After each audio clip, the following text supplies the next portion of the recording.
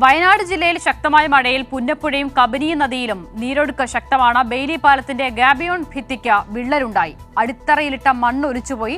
JCB ഉപയോഗിച്ചാണ് മണ്ണ് നികത്തിയത്. ശക്തമായ മഴയുണ്ട് വയനാട് ജില്ലയിൽ. PV ജോഷില വിവരങ്ങൾ നൽകും.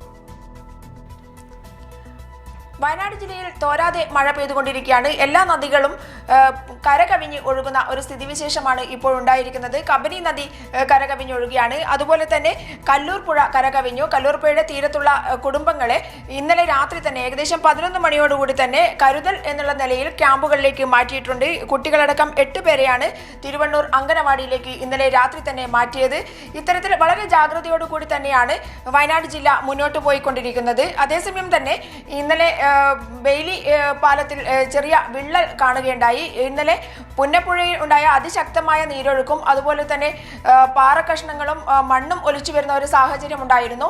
അതിശക്തമായ മലവെള്ളപ്പാച്ചിലായിരുന്നു ഉണ്ടായിരുന്നത്. ആ സാഹചര്യത്തിലാണ് ബെയിലി പാലത്തിന്റെ ഗാബിയോൺ അടിത്തറയിൽ മണ്ണിളകി പോകുന്ന ഒരു സ്ഥിതി ഉണ്ടായിട്ടുള്ളത്. മാത്രമല്ല ഗാബിയോന്റെ സംരക്ഷണ ഭിത്തിക്ക് 3 സ്ഥലങ്ങളിലാണ് വിള്ളലുണ്ടായിട്ടുള്ളത്.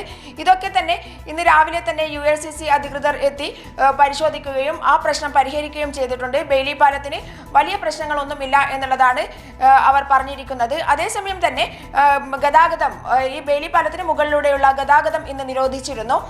ഇതൊഴിച്ചു നിർത്തിയാൽ മറ്റു വലിയ പ്രശ്നങ്ങളൊന്നും തന്നെ വയനാട് ജില്ലയെ സംബന്ധിച്ചിടത്തോളം ഇതുവരെ ഉണ്ടായിട്ടില്ല.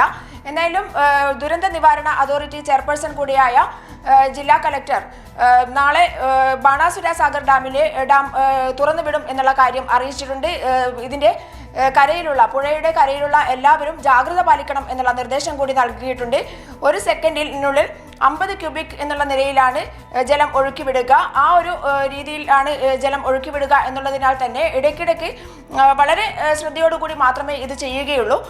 എന്നാൽ ജനങ്ങൾ ജാഗ്രത പാലിക്കേണ്ടതുണ്ട്. കനത്ത മഴയാണ്. അടുത്ത 5 ദിവസങ്ങളിലായി കനത്ത മഴയുണ്ടാകും എന്നുള്ളത് മന്ത്രി K രാജനടക്കം വൈകുന്നേരം നടത്തിയ വാർത്താ സമ്മേളനത്തിൽ വ്യക്തമാക്കിയതാണ്. അതുകൊണ്ട് തന്നെ പുഴയോരത്തുള്ളവർ ഏറെ ശ്രദ്ധിക്കണം, മലയോരത്തുള്ളവരും ഏറെ ശ്രദ്ധിക്കണം. ഉരുൾപൊട്ടൽ സാധ്യതയുള്ള സ്ഥലങ്ങളിലുള്ളവരൊക്കെ തന്നെ മാറി താമസിക്കേണ്ട ആവശ്യമുണ്ട്. അതുപോലെ തന്നെ ജാഗ്രത പാലിക്കണം. കഴിഞ്ഞ വർഷങ്ങളിലെ ദുരന്തം അത് മുന്നിൽ കണ്ടുകൊണ്ടുള്ള എല്ലാ ജാഗ്രതയും വയനാട് ജില്ലാ ദുരന്ത നിവാരണ അതോറിറ്റി സ്വീകരിച്ചിട്ടുണ്ട്. NDRF സംഘം ജില്ലയിലുണ്ട്.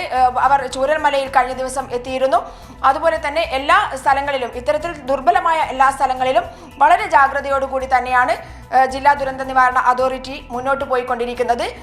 വയനാട് ജില്ല വളരെ ജാഗ്രതയോടുകൂടിയാണ് വയനാട് ജില്ലയിലെ ജനങ്ങൾ മുന്നോട്ട് പോയിക്കൊണ്ടിരിക്കുന്നത്. ഇതുവരെ ഉണ്ടായ മഴയിൽ മറ്റ് വലിയ ആപത്തോ അല്ലെങ്കിൽ നാശനഷ്ടങ്ങളോ ഉണ്ടായിട്ടില്ല എന്നുള്ളത് തന്നെയാണ് ഏറെ ആശ്വാസകരമായ കാര്യം.